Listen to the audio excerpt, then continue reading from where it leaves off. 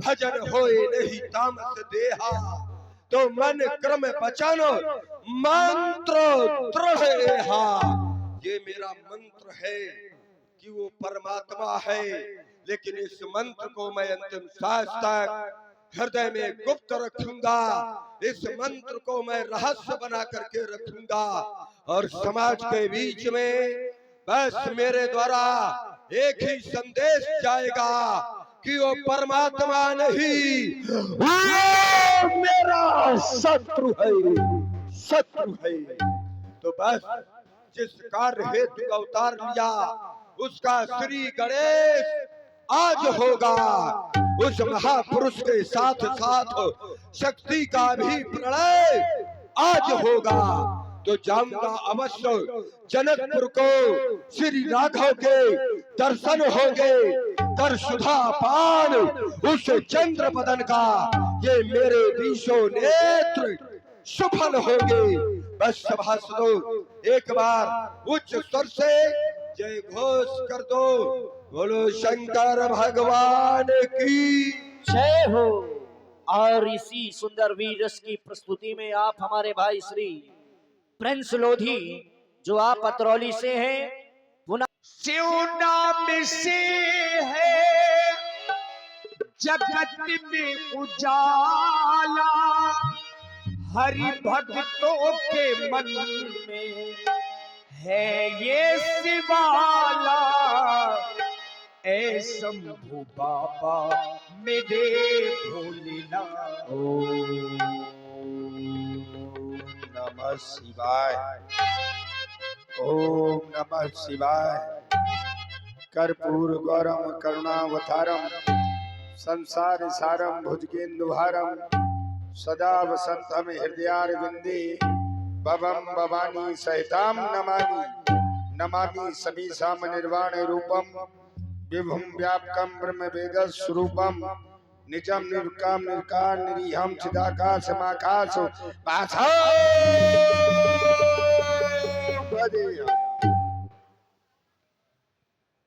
भगवान शंकर की साधना में लीन था।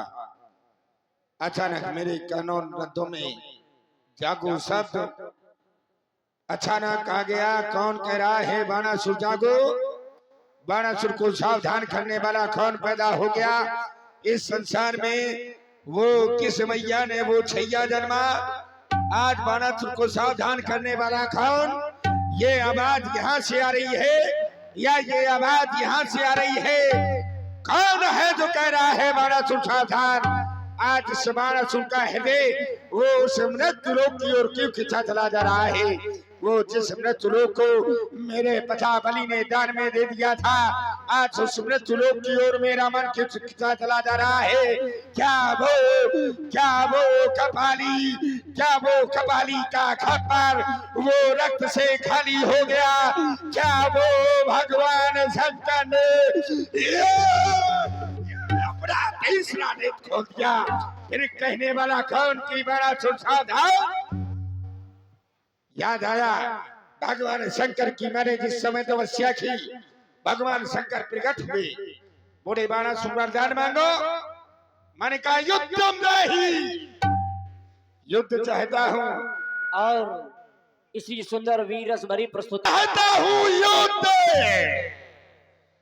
भगवान शंकर बोले बाणासुर तुमसे युद्ध करने वाला अभी तक कोई पैदा नहीं हुआ। मैंने कहा कब होगा? भगवान शंकर ने मुझे एक पताका दी, बोले कहा बाणासुर जाओ इस पताका को अपने वंश पर लगा देना, और जिस समय ये पताका झुक जाए तो समझ जाना कि तुमसे युद्ध करने वाला पैदा हो गया। क्या देख रहा हूँ? भगवान शंकर की दूही पताका आज हमारे वंश में जेब की त्यों लहरा रही है। फिर कौन कह रहा है बाणासुर सावधान? ये किस मैया ने वो छैया जन्मा? ये किसने सोता ये सिंह लगाया? कौन हो मैया खालार? कौन हो वो सिंगनी का सपूत जिसने बाणासुर को ललकारा है? बाणासुर को जगाने वाला कौन? भगवान शंकर विदित कराया जाए, विदित कराओ। ओम नमः शिवाय, ओम नमः शिवाय, ओम नमः शिवाय। विदित हो गया, हो रहा सीता स्वयंवर उस मिथिलापत की राजधानी में। वहां जाने का विचार आया है उस लंकापति अभिमानी ने। लंका का राजा रावण वहां जा रहा है, उपद्रव अवश्य बजाएगा, उसके मन में ऐसा विचार आ रहा है, ये कौन, ये कौन, ये कौन आकाशवाण की ओर से जा रहा है, ये ठहर, ठहर, ठहर, कौन जा रहा है, ये तो पुष्पक है, और पुष्पक तो सिर पर दशग्रीव रावण के पास है, तो ये वहीं जा रहा होगा। ठहर जा लंकेश, क्योंकि अगर तू वहां जाएगा उपद्रव मचाएगा। गुरुबंधु शिरध्वज की पुत्री का विवाह हो रहा है, बाणासुर कदापि ऐसा नहीं होने दे सकता। मुझे इसके पहले पहुंचना चाहिए, लेकिन इसके पास तो पुष्पक है। पुष्पक की गति जो है वो मन के साथ है, वो मन की गति से चलता है, और इससे पहले मुझे पहुंचना है तो क्या करना पड़ेगा। याद आया भगवान शंकर की जिस समय ने 1000 वर्ष तपस्या की, उन्होंने 7 गांठ की मुझे माला दी। बोले जाओ बाणासुर इसका सुमरन करने से तुम मनवांछित स्थान पर पहुंच जाओगे, तो उसी माला का सुमरन करना चाहिए। बम विश्वनाथ, बम विश्वनाथ, बम विश्वनाथ, बम विश्वनाथ।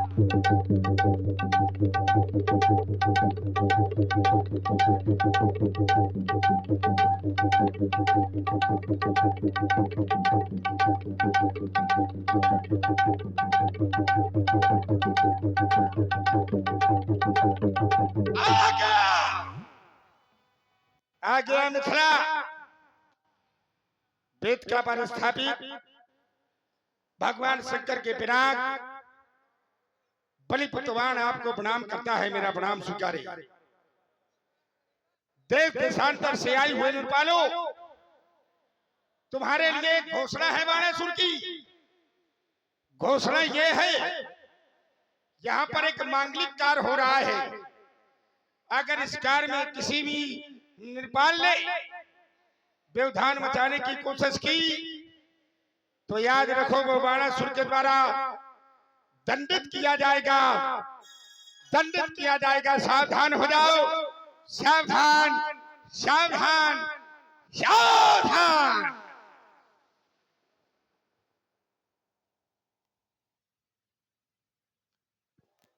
मिथिला की पावन वेदिका पर विराजित भूत भवन भोलेनाथ के पिनाक सर्वप्रथम ये लंकापति लंकेश आपको प्रणाम कर रहा है। और जिस समय इन सनातन धर्मावलंबियों की ओर मेरी दृष्टि जाती है, तो पाता हूं कि जैसा मैं सुना करता था कि ये धर्मावलंबी कहते तो बहुत बड़ी बड़ी बातें हैं, लेकिन करते कुछ भी नहीं है। कहने को बहुत बड़ी बड़ी बातें किया करते हैं कि हम धर्मावलंबी हैं, हम धर्म के ठेकेदार हैं, लेकिन यही धर्मावलंबी अपने स्वार्थ के हितार्थ अपनी माता का भी वध करने में किंचित मात्र भी संकोच नहीं किया करते। ऐसा मैं सुना करता था। यही धर्मावलंबी, ये जो धर्म के ठेकेदार हैं, अपने बाप को बाप ना समझ करके दूसरे के बाप को अपना बाप भी बना लेते हैं स्वार्थवश, और स्वार्थ में इतने अंधे हो जाते हैं यही धर्मावलंबी कि अपने बाप का भी शीश काटने में किंचित मात्र भी नहीं हिचकिचाते। ये मैं सुना करता था। मैं इतना ही नहीं, मैं तो यहां तक सुना करता था इन धर्मावलंबियों के द्वारा कि ये जब इनके द्वारा कोई हिंसा हो जाती है, कोई पाप हो जाता है, तो वो पाप का भार भी अपने ऊपर ना लेकर के इधर उधर बांट दिया करते हैं। मैं ऐसा सुना करता था और यहाँ पर आज आकर के इन धर्मावलंबियों के मध्य में आज मुझे ऐसा देखने को मिल रहा है कि राजा जनक और राजा जनक के पुरखा जिस आयुध का पूजन करते रहे, बंदन करते रहे, आज स्वार्थ में राजा जनक इतना अंधा हो गया कि आज उसको बलि वेदी पर लगा दिया गया। क्या यही धर्मावलंबी है कि कहे कि हम धर्मात्मा एवं आरती करने वाले हैं, हम पूजा करते हैं, हम शंख घड़ियाल बजाते हैं, और बाद में स्वार्थ के हित जिसकी आरती करते हैं उसी को जो है नष्ट कराने लगे। तो मैं तो यही कहूंगा कि ये जितने सनातन धर्मावलंबी हैं, गरजे तो खूब वह बरसे ना बूंद, ये धोखा इन मेघों में है। और यहां जो कहा, हमने यदि कहा कि हम पापी हैं तो हैं, हम फिर धर्मात्मा नहीं बनने का प्रयास करते। यहां जो कहा सो किया, जो दिया सो दिया, ये गर्व और गरूर इन मर्दों में है। आज रामायण प्रश्न चिन्ह लगा रहा है इन धर्मावलंबियों पर। आज रामायण प्रश्न चिन्ह लगा रहा है इन मानवतावादी ये ठेकेदारों पर। और आज ये रावण प्रतिबंध लगाता है इस धनुष यज्ञ पर। अब नहीं, धनुष कर्षण होगा, और जो यदि धनुष को तोड़ने का प्रयत्न करेगा तो सुन लो श्रवणों को खोल करके, और रावण उसकी पूजा नहीं करेगा। इस कृपाण से उसका शीश काट करके इस तरफ धड़ इस तरफ दोनों को उठाएगा और उठा करके सीधे बलि वेदी पर रख देगा। सावधान सावधान सावधान। और इसी सुंदर वाली प्रस्तुति में आप हमारे भाई राहुल जीवन कैसा है तो पाया ये कि राजा जनक का जीवन ऐसे जल में एक जलज की भांति है कि जो उन्हें काटा बुए ताए बुए व फूल। राजा जनक का जीवन ऐसा है कि राजा जनक के चलने वाले मार्ग पर अगर कोई व्यक्ति कांटे बिछा देता है तो राजा जनक का जीवन ऐसा है कि कांटे बिछाने वाले व्यक्ति के मार्ग में फूल बिछा देते है। लेकिन बाणासुर का ऐसा स्वभाव नहीं है।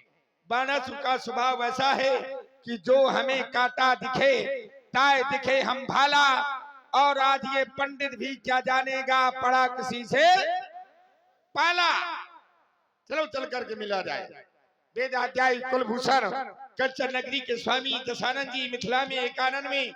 जय श्री भगवान शंकर की। बलभद्र भाई जय जय श्री शंकर भगवान की। और आप हमारे भाई श्री रोहित दादा और सत्यन दादा दोनों भाइयों के द्वारा 21 पुष्पमुद्राएं सुंदर संवाद पर बहुत बहुत हुए उसका पुनः जन्म है।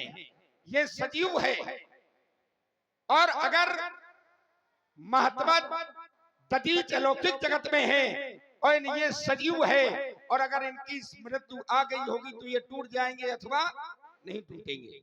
पहली बात। दूसरी बात, राजा जनक है धर्मात्मा। अगर वो ये कार्य कर रहे हैं तो वास्तव में इसमें कोई ना कोई रहस्य होगा, क्योंकि ज्ञानी जो करते हैं वो विचार करके ही कार्य करते हैं। ज्ञानी जो होते हैं वो कार्य विचार करके ही किया करते हैं, और कहते हैं कि बिना विचारे जो करे सो पाछे पछताए। राजा जनक जैसा ज्ञानी अगर ये कार्य करवा रहा है तो अच्छा कार्य करवा रहा होगा, और आप जैसा दुष्ट कह रहा है कि अच्छा कार्य नहीं है। भाई जिसने कभी अच्छा ना किया हो और वो आकर के प्रमाण पत्र देवे कि ये कार अच्छा नहीं है तो उसकी बात मानी जाएगी।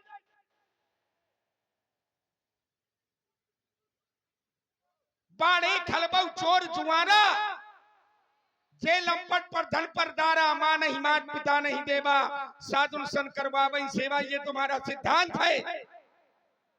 चोरी करवाना, जुआ खिलवाना, ना माता को मानना ना पिता को मानना, साधु संतों से सेवा करवाना, वादे धर्म का पक्ष क्यों ले रहे हैं?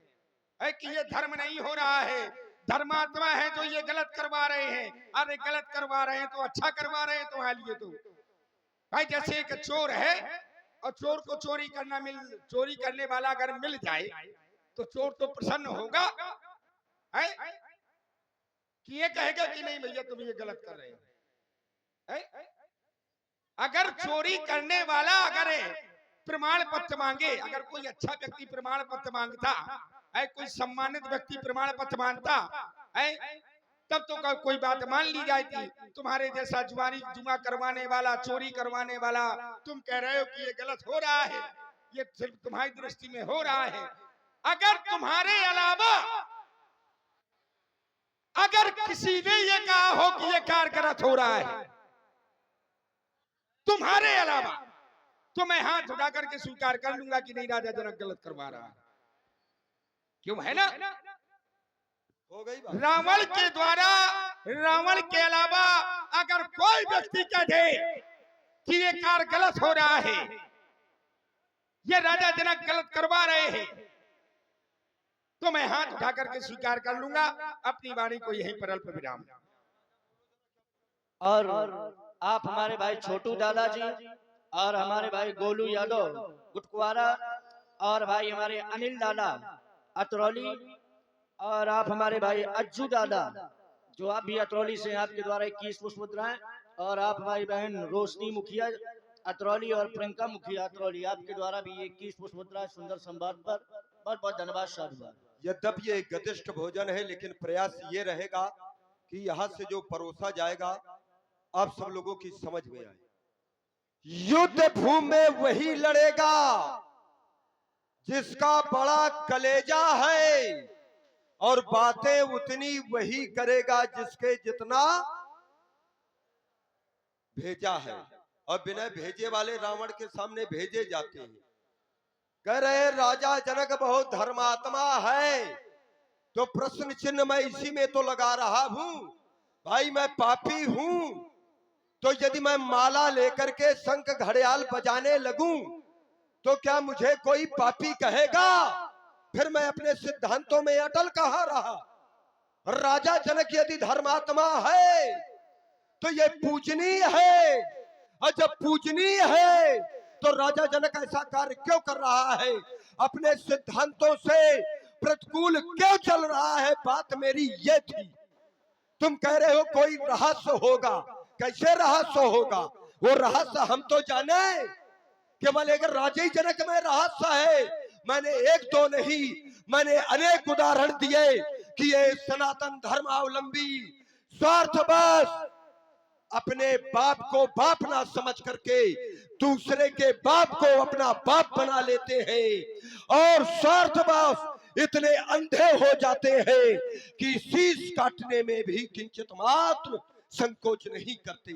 जैसे और पुनः हमारे आगे रोहित दादा और अपने गुरु बाबा का अपमान राजा जनक कर रहे हैं। इनके पुरखा निमि ने भी अपने गुरु का अपमान किया और गुरु को नष्ट होने का श्राप दे दिया वशिष्ठ को।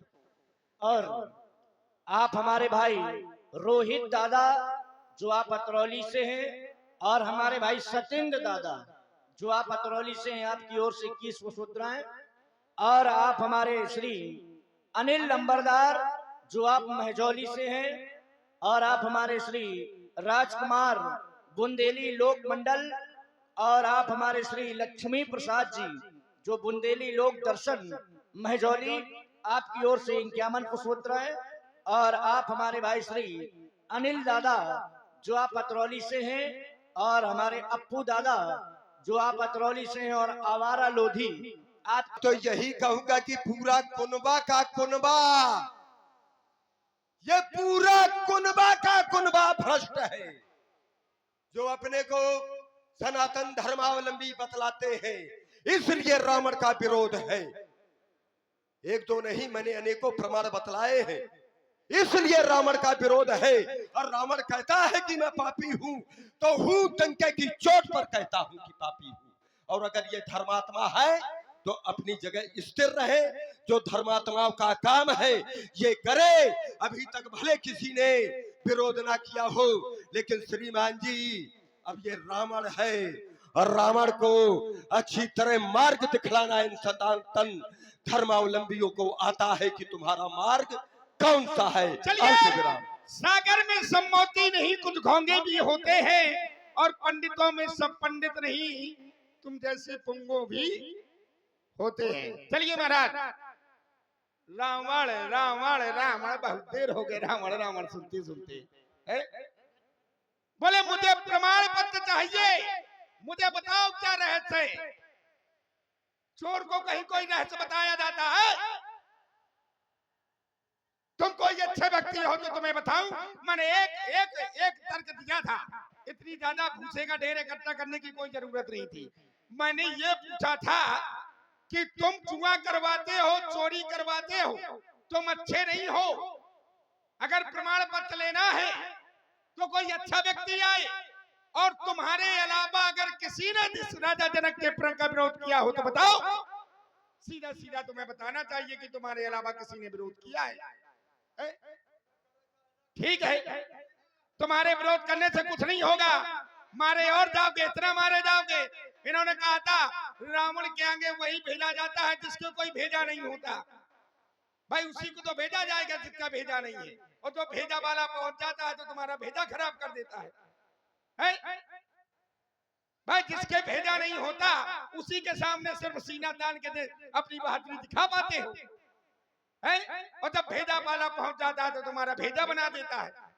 राजा जनक मिले थे तुम्हें भेजा वाले, साथ साथ हुआ था, क्या हुआ, हार गए क्योंकि वो भेजा वाले थे। जबरदस्ती उन्होंने कहा रावण के यहाँ वही भेजा जाता है जो भेजा वाला नहीं होता। अपनी कहे के लिए अपने हाथों नाक कटवा रहे हो। दूसरी बात, अरे रुको रुको, अब सुनो, देखो सुनो, मैंने बड़ी शांति से सुना, अगर बीच में बोले तो बहुत गड़बड़ हो जाएगा। तुमको दुष्ट नहीं कहा, ये बात अगर दुष्ट कहोगे तो तुम्हारा मैं शीश काट डालूंगा। अरे तुम चोरों के सरदार हो, जुआ करवाते हो, कोई अच्छे हो तो बताओ। बड़ी बात करते हो, चोरी कौन करता है, चोरी कौन करवाता है, जो कायर होता है। तुम वीर हो क्या? मेरे सामने बड़ी डींगे हार रहे, बाप ना मारी मेट की बेटा तीरंदाज, अपने आप में तीरंदाज बने घूम रहे। चलो तुम्हारी और बिंदु पर चर्चा। बोले विश्वरूप जब दिया गया बृहस्पति नहीं गए, विश्वरूप को गुरु बनाया गया। बोले पर विश्वरूप को मार दिया, ख्याति को मार दिया, ख्याति को क्यों ना मारा जाए। भाई एक सिद्धांत है कि जो गलत करेगा उसका बाद, जो गलत करेगा उसको दंड मिलेगा। ये सिद्धांत है, ये धर्म अवलंबियों का सिद्धांत है। क्यों मारा गया विश्वरूप को? विश्वरूप को इसलिए मारा गया, ख्याति को अवध इसलिए किया गया क्योंकि ख्याति जो थी, जो ख्याति थी, ख्याति दुष्टों को पुष्ट कर रही थी, बल से पुष्ट कर रही थी। और वो विश्वरूप जो था वो दुष्टों को पुष्ट कर रहा था। और जो व्यक्ति धर्मात्मा के साथ जुड़ा हो और धर्मात्मा के साथ जुड़े होकर के और अधर्म का बढ़ावा करता हो, और फिर धर्मात्मा को पता चल जाएगा तो वो काटेगा ना, क्या करेगा। अगर किसी के घर में अगर कोई पीठ पीछे अगर कोई काम कर रहा हो और उस व्यक्ति को पता चल जाए, तुम्हारा जैसे मित्र है और तुम्हारा मित्र बगल में छुरी रखे है और बराबर चला रहा है, और जिस दिन तुम्हें पता चल जाएगा तो उसकी गर्दन नहीं काटोगे। तो हमारे देवताओं ने गलत किया, क्या गलत किया? पहली बात, रही बात वशिष्ठ की, तो वशिष्ठ ने गलत किया था, तो वशिष्ठ को भी श्राप मिला। वशिष्ठ का आचार पद छीन लिया गया और एक श्राप ये बना कि आज के बाद तुम किसी भी पुत्रेष्टि यज्ञ करवाने के अधिकार नहीं है। ये स्थान, ये यज्ञ छीन लिया उनसे के द्वारा, अपराध किया, दंड मिला। ठीक है, अब तुम ये बताओ, तुम बने घूम रहे हो कि तुम्हें प्रमाण पत्र चाहिए, प्रमाण पत्र तुम्हें कोई नहीं देगा। राजा जनक तुम्हारे नीचे नहीं है, ठीक है, कि राजा जनक तुमसे डरते हैं, ठीक है, कि बाणासुर तुमसे डरता है। प्रमाण पत्र तुम जैसे लोगों को नहीं दिया जाएगा। प्रमाण पत्र लेना है तो किसी धर्मात्मा को बुलाओ, गार्गी जैसी महिला है, सतानंद जैसे ज्ञानी है, उनको कोई आपत्ति नहीं रही। भगवान शंकर का धनुष है, भगवान शंकर को आपत्ति नहीं है। भगवान शंकर आकर के कहते काहे तुड़वा रहे हो, मैया पार्वती आकर के कहती काहे तुड़वा रहे हो, उनके पुत्र गणेश आकर के कहते राजा जनक क्यों तुड़वा रहे हो, पुत्र काट के कहा करके कहते काहे तुड़वा रहे, तुम काहे बड़ी अम्मा बने घूम रहे हो। अब बड़ी अम्मा बन रहे हैं, अब रुक जाओ। और अगर बड़ी अम्मा बनोगे तो फिर सुन लो, बड़े पप्पा से बहुत खाओगे। अरे बड़े पप्पा दी गए भगोड़े, क्योंकि पत्थर को पीस करके कभी मैदा नहीं हुआ और इस पंडित को कोई झुका दे ऐसा माई का लाल आज तक। अरे बड़े माई के लाल, बिहुनी के लाल हो, माई के लाल नहीं हो। रुक जाओ, मैं जानता हूं कहाँ के लाल हो। बड़े बड़े आए तुम्हारे जैसे और चले गए। मैंने एक बात रखी थी कि ये कहते बहुत बड़ी बड़ी बातें हैं। इन्होंने कहा कि वशिष्ठ ने श्राप दे दिया था। अच्छा, वशिष्ठ निम के कौन थे? वशिष्ठ निम के गुरु थे। और जब वशिष्ठ ने निम को श्राप दे दिया तो क्या निम का भी ये कर्तव्य बनता है कि वशिष्ठ को श्राप दे दे? अगर बाप अगर लड़का के एक थप्पड़ मार दे शिवपाल जी, तो क्या लड़के का भी कर्तव्य बनता है कि बाप के तुरंत मार दे? और जब नहीं ये कर्तव्य बनता, क्या ये सनातन धर्मावलंबी ऐसे लोग तो ये बुराइयों को जन्म दिया करते हैं। ऐसे लोग इस धर्म मंच से ऐसी शिक्षा दे दे करके आज रावण को तो केवल बदनाम किया जा रहा है महाराज। अरे रुक जाओ, रुक जाओ, देखिए हम बीच में नहीं बोले, अब बीच में ये बरसाती मेढक ना बनो। हाँ, क्योंकि हम ऐसी बातें देते हैं कि जो कि हृदय में चुभ जाए, ऐसे थोड़ा देते हैं। भाई, गुरु का पद बाप का पद होता है, गुरु का साधारण पद नहीं होता है। गुरु पिता के तुल्य होता है शिष्य के लिए। और बाप गुरु अगर अपने पुत्र को श्राप दे दे तो निम को संतोष करना चाहिए। क्यों? क्योंकि ये गुरुजनों का, ये स्वामियों का एक कर्तव्य होता है कि सासत कर पुण्य करहि पसाऊ और नाथ प्रभु ने कर सहज सुभाऊ। जैसे बाप अपने बेटे को अगर मार दे थप्पड़, मारने के बाद फिर फुसलाने की भी क्षमता होती है, लेकिन पुत्र में नहीं होती। और निम ने अगर ऐसा किया था, वशिष्ठ ने निम के साथ में यदि ऐसा किया था, तो वशिष्ठ को न करना चाहिए। यही आज पतन का कारण बना। दूसरी बात आपने कही कि जो ख्याति है तो दुष्टों का साथ आए दे रही थी।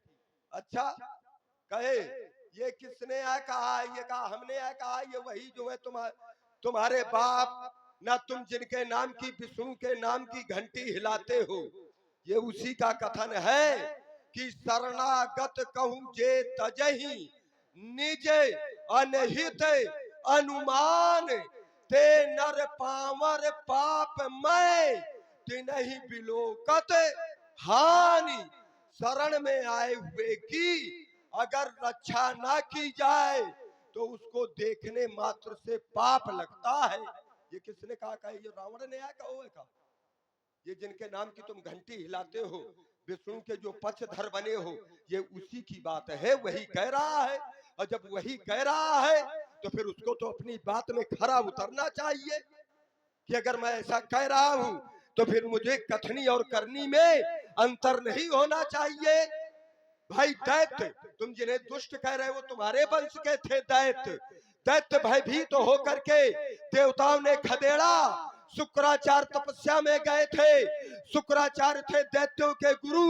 इनके गुरु, उन्होंने ख्याति को ये कहा कि जब तक मैं तपस्या से वापस ना लौट आऊं तब तक तुम्हारा ये कर्तव्य है कि दैत्यों की सुरक्षा करना। वो जब भयभीत तो होकर के ख्याति की शरण में आ गए तो विष्णु ने क्या किया, जब शरण में आ गए तो ख्याति ने उन शरणागत की रक्षा की, उस धर्म का अपने पालन किया, लेकिन विष्णु ने पालन न किया, ख्याति का वध कर दिया। क्या यही है कथनी और करनी?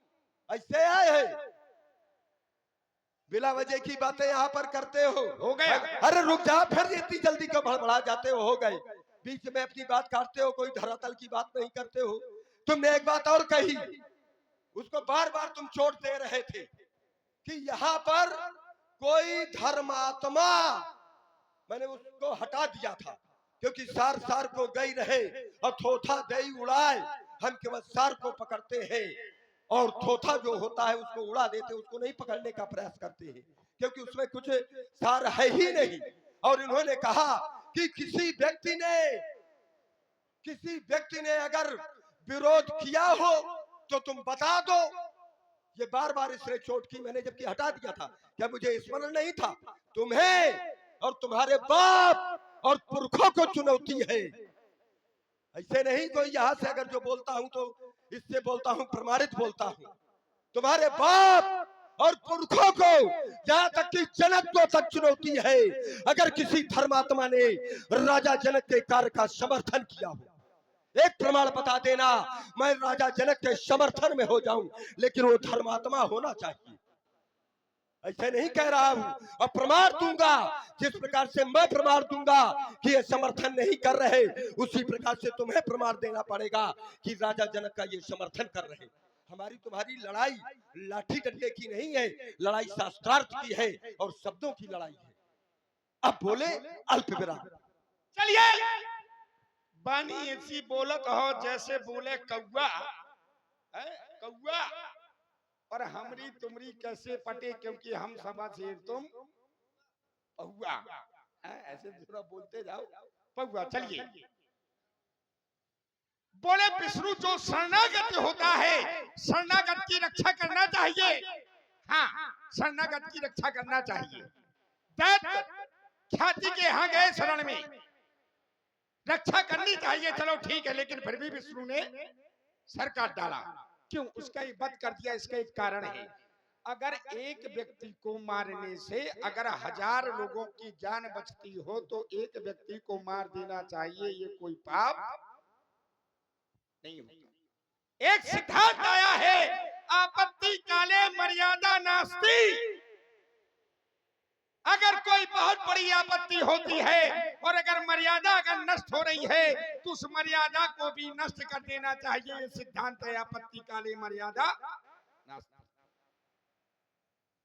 ख्याति को अगर विष्णु नहीं मारते तो वो देवता जो असुर थे वो पुष्ट हो जाते, और पुष्ट हो जाते तो देवताओं को मार देते, तो संसार में फिर धर्म कहीं नहीं रह जाता।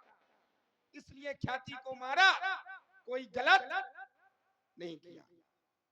दूसरी बात, आपने कहा, एक बात और कही कि अगर बाप अगर बेटे को थप्पड़ मार दे, ये बड़ी पुष्टि से बात कही थी, अगर बेटे को थप्पड़ मार दे तो क्या बेटे का धर्म बनता है कि बाप को थप्पड़ मार दे? हाँ, बनता है, बनता है, सिद्धांत है। क्या? देखिए, पिता का कर्तव्य क्या होता है। चलो, तुमने थप्पड़ मारने की बात कही, देखो पिता के कर्म अलग होते हैं। पिता के जो कर्म होते हैं, गुरु का जो धर्म होता है, गुरु का धर्म क्या है? गुरु किसे कहते हैं? गुनाम अंधकार का, रूनाम प्रकाश का। जो अंधकार से प्रकाश की ओर ले जाए उसे हम क्या कहते हैं? गुरु। और वही गुरु अगर अंधकार में ले जाए शिष्य को, तो क्या शिष्य को जाना चाहिए? एक सिद्धांत है, जबकि कहते हैं गुरु पितुमात प्रभु कै बानी, बिनहि विचार करिए शुभ जानी। गुरु पिता माता प्रभु स्वामी, अगर ये कोई बात कहे तो इसमें विचार नहीं करना चाहिए। नहीं करना चाहिए। किन बातों पर? अगर वो अपने धर्म का पालन कर रहे हैं, अच्छे मार्ग पर अगर ले जा रहे हैं तो उस पर विचार नहीं करना चाहिए, और अगर बुरे मार्ग पर ले जाना चाहिए तो वहीं पर फिर, क्योंकि गुरु अगर बुरे मार्ग पर ले जाता है तो फिर वो गुरु कहलाने के लायक नहीं होता। जैसे राजा बलि को छलने गए बामन छोटा सा भेष धारण करके, और छला, बोले मुझे 3 पग पृथ्वी दो। संकल्प लेने के लिए वही गुरु शुक्राचार्य हमारे पिता के यहाँ गए थे। वही हमारे गुरु यानी कि शुक्राचार्य हमारे पिताजी से कहते हैं, अरे सुनो, ये छलिया है, इसको दान ना दो, इसको दान ना दो। लेकिन हमारे पिताजी ने बात नहीं मानी, क्योंकि ये मानव शरीर किसके लिए है? किसके लिए? परमात्मा को पाने के लिए। अब आज परमात्मा सामने खड़ा है और गुरु क्या कह रहा है? गुरु क्या कह रहा है कि परमात्मा से दूर हो जाओ। ये शरीर परमात्मा को पाने के लिए इस धराधाम पर आया है, और गुरु उसे ही कहते हैं कि महामाया रूपी अंधकार से निकाल करके परमात्मा का साक्षात्कार करा दे, उसे गुरु कहते हैं। ये गुरु होता है। और वही गुरु शुक्राचार्य क्या कह रहे हैं हमारे पिताजी से, है कि तुम संकल्पना दो, ये छलिया है, ये विष्णु है। अब बताओ, एक भक्त को भगवान से अलग कर रहे हैं। ये शरीर किस लिए? जब वो आ गए हैं, सब उन्हीं का दिया है, अगर दे रहे हैं तो फिर भी क्या हुआ? फिर भी नहीं माने और बैठ गए। और जब बैठ गए, उन्होंने कहा अरे जल ही नहीं गिर रहा, तो उन्होंने कहा तो क्या हुआ? क्या सीख डाली तो क्या हुआ? आज भी पढ़ रहे हैं ऐसे, हैं? वहां पर गुरु की बात नहीं मानी, और अगर गुरु की बात मान लेते तो आज राजा बलि जो हमारे पिता का जो नाम है, अगर किसी के अगर हाथ में रक्षा सूत्र बनता है तो हमारे पिता का नाम लिया जाता है, और किसी का नाम नहीं लिया जाता है। क्या इस पद को पा पाते? नहीं पा पाते, क्योंकि वहां पर गुरु शुक्राचार्य ने अपने गुरु होने का धर्म नहीं निभाया था, इसलिए वो उनकी बात नहीं माननी चाहिए। इसी तरह से बाप है, अगर बाप लड़के को कहे कि गलत करो तो नहीं करना चाहिए। बाप अगर गलत मारता है तो लड़के को तुरंत मार देना चाहिए, ये सिद्धांत है। ठीक है। दूसरी बात, बोले अब तुम एक सिद्धांत दे दो कि यहाँ पर कोई अच्छा व्यक्ति कह रहा हो, अगर राजा जनक का समर्थन कर रहा हो, और मैं तुमसे पूछ रहा हूँ, तुम बड़े सीना ठोक के कह रहे हो कि मैं 50 सिद्धांत दूंगा, मानस से दूंगा। तुम एक सिद्धांत दे दो, 50 की जरूरत नहीं है। मैं हाथ उठा करके स्वीकार करता हूँ, तुम्हारे जैसे बहुत आए और चले गए मेरे सामने। 50 तुम कह रहे हो, मैं कह रहा हूँ एक सिद्धांत कह दो कि राजा जनक को किसी प्रण, जब ये प्रण किया गया है, जब प्रण किया गया है, किसी ने राजा जनक के इस प्रण का विरोध किया हो, अपनी वाणी को यहीं पर अल्प विराम। मैं चोट वाला चोट हूँ, बहुत भूसे का ढेर लगाना कौन जानता? कारण तो यही है कि यहाँ पे भूसे का ढेर तो लगा दिया गया। बात तो यही, समस्या तो ये आ जाती है। और मैं बड़ी सुंदर की अपनी बात प्रत्येक जनमानस तक बड़े सरल ढंग से समझाने का मैंने प्रयास किया। इन्होंने एक बात कही कि बाड़ी, आपने सुना होगा, मैं वहीं से ले चलूंगा जहां से इन्होंने भूसा का ढेर लगाया है, और फसल इन्होंने बोई है तो काटूंगा मैं नहीं, यही काटेंगे। बोले बाड़ी ऐसी बोलत हो जैसे बोले कौवा, और तुम हमरे सामने क्या लगते हो? हम सवा शेर, हम पौवा, मतलब हमको पौवा, यही तो कहा गया है। अरे भैया बताते जाओ, यही कहा गया ना?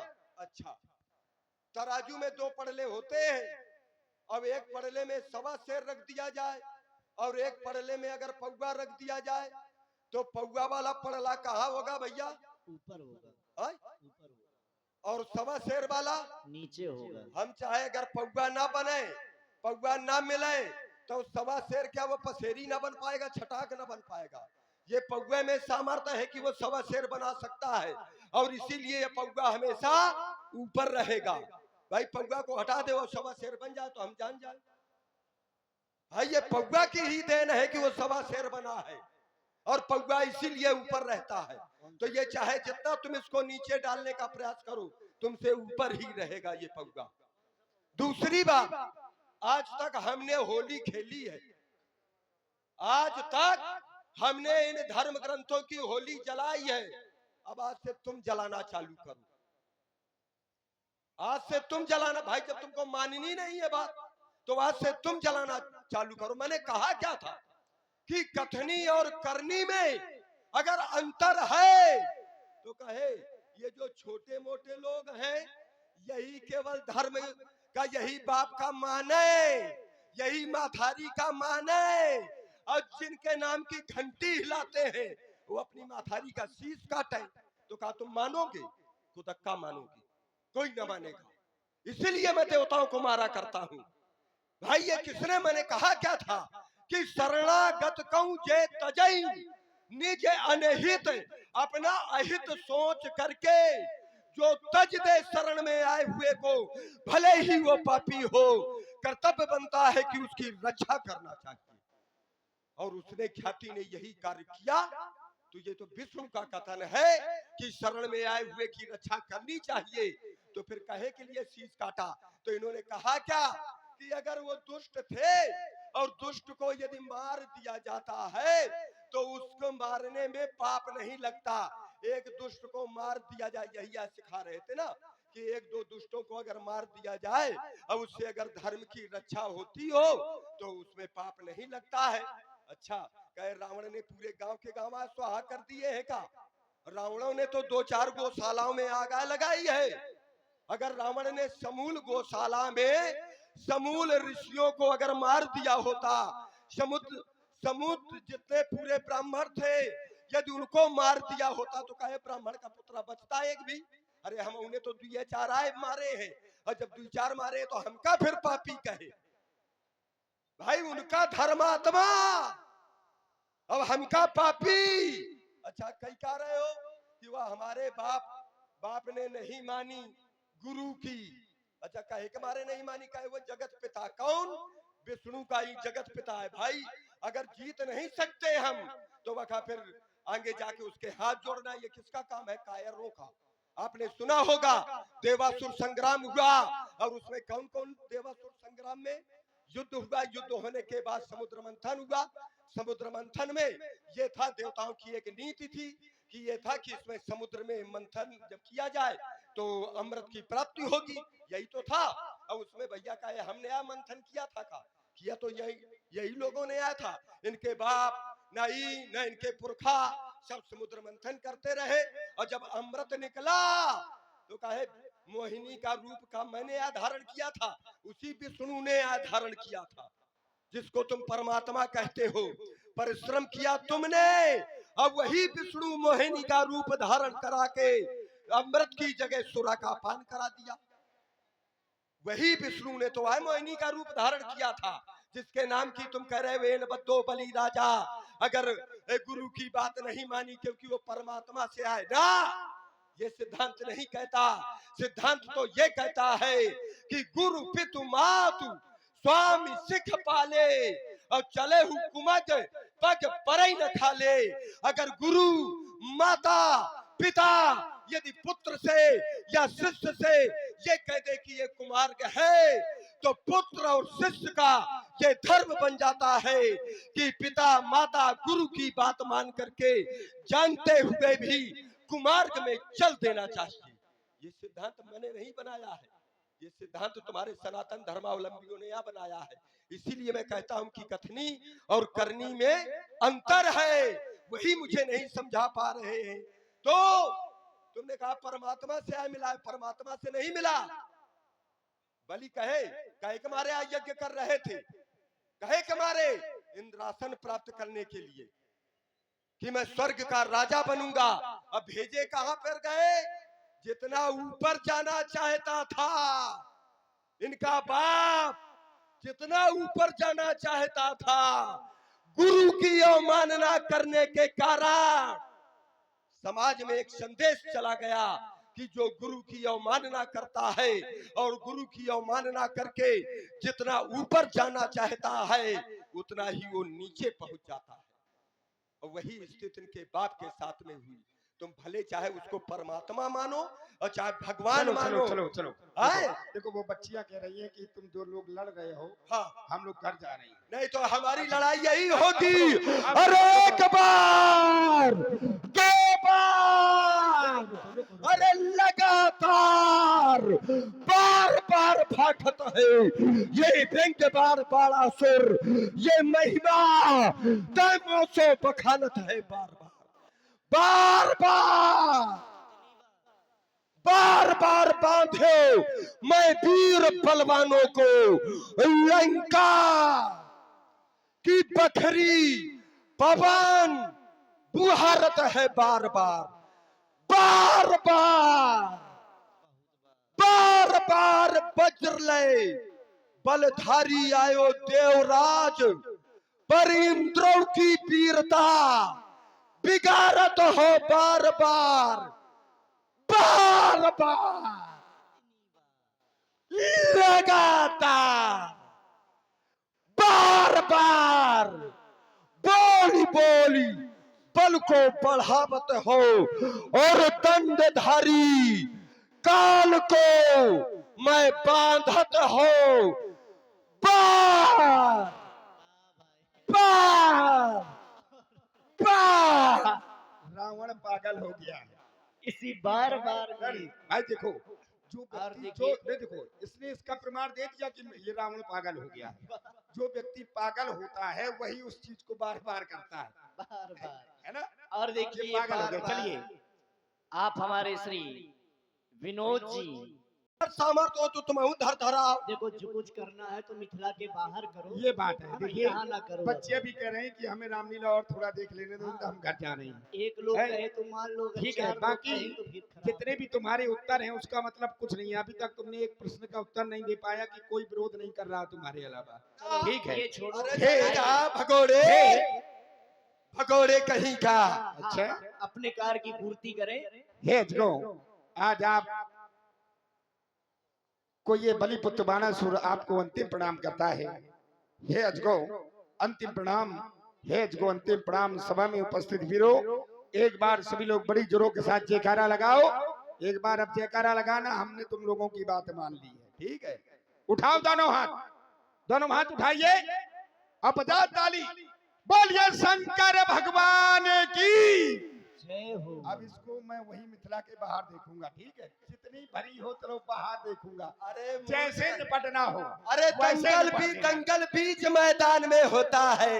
जी, बार अरे बार बीच वही मैदान में लड़ो तो कम से कम ये शिवपाल जी बैठे ये देखेंगे तो कि विजय श्री ये किसको प्राप्त हुई। वहाँ अकेले में कुत्ते भौंका करते हैं, कहते हैं कौन लड़ रहा है, कुत्ते या भौंक रहे तो कुत्ते न बने, शेर बनो बबर शेर। हे भूत भावन भोलेनाथ के पिनाक। यद्यप देखिए यहाँ पर रावण और बाणासुर का आना अति आवश्यक था। यदि रावण और बाणासुर नहीं आते तो राजा जनक की जो प्रतिज्ञा है वो प्रतिज्ञा पूर्ति नहीं होती। क्यों? क्योंकि रावण के पास ये पृथ्वी लोक और स्वर्ग लोक की विजय है और बाणासुर के पास पाताल की विजय है। तो जब दोनों आ गए तो यहाँ पर तीनों लोकों के जो सम्राट है उनकी उपस्थित हो गई और इनके द्वारा जब धनुष नहीं तोड़ा गया तो अब जो भी वीर इस धनुष को तोड़ेगा तो इस समाज के द्वारा और राजा जनक के द्वारा ऐसे उस वीर को त्रिभुवन जयी होने का प्रमाण पत्र प्राप्त हो जाएगा। इसलिए यदि रावण बाणासुर आते नहीं तो त्रिभुवन जय समेत वैदेही ये केवल कहने के लिए रह जाता, करनी न हो पाती। तो हे भूत भावन भोलेनाथ के पिनाक, यद्यप मैं यहाँ पर परमात्मा से मिलने के लिए आया था लेकिन वो परमात्मा कहीं ना कहीं मानव के रूप में यहाँ पर बैठा हुआ है और समय सूचक यंत्र मुझे विवश कर रहा है। तो मेरी आपसे प्रार्थना है, मेरी आपसे एक केवल निवेदन है कि मैंने यत्र तत्र जो भी राक्षस थे उन सभी राक्षसों को मैंने एकत्रित किया। किसी को अगस्त ने श्राप दिया, किसी को ब्राह्मणों ने श्राप दिया, कोई इस पर्वत की कंदरा में था, कोई इस कंदरा में था। मैं उन राक्षसों को लाया और ला करके एक समूह बनाया और उस समूह का मैं राजा बन बैठा। तो एक राजा का कर्तव्य होता है कि सबसे पहले अपनी प्रजा का कल्याण करे, यही एक अच्छे राजा का कर्तव्य बनता है। तो मेरी आपसे एक प्रार्थना है कि आप उस परमात्मा के कर कमलों में जाकर के दो भागों में परिणत होते हुए उस परमात्मा को और भी शक्तिमान बना देना। जिससे कि आगे आने वाले समय में मैं एक एक राक्षस को युद्ध क्षेत्र में उस परमात्मा के हाथों उनका उद्धार करा सकूं, और बाद में मैं स्वयं और रण क्षेत्र में उस परमात्मा के हाथों उसके परम धाम को प्राप्त कर सकूं। बस यही आपसे मेरी प्रार्थना है, यही मेरा अंतिम निवेदन है। हे अजगौ अंतिम प्रणाम, हे अजगौ अंतिम प्रणाम, हे अजगौ अंतिम प्रणाम। अब देखिए यहाँ पर सुस्ती नहीं होना चाहिए व्यास जी, अब चुस्ती होना चाहिए। तो उठाए दोनों हाथ जिनको भगवान ने हाथ दिए हैं, जाड़ा नहीं लगना चाहिए, जड़ता जाड़ विषम और लागा तो गए न मज्जन पाव भागा। जो ये कंबल और लोई में हाथ डाले हैं, देखो अभी ये सर्दी दूर हो जाएगी। उठाए दोनों हाथ, उठाओ, बजाओ जोर से ताली और जोर से बोलो शंकर भगवान की।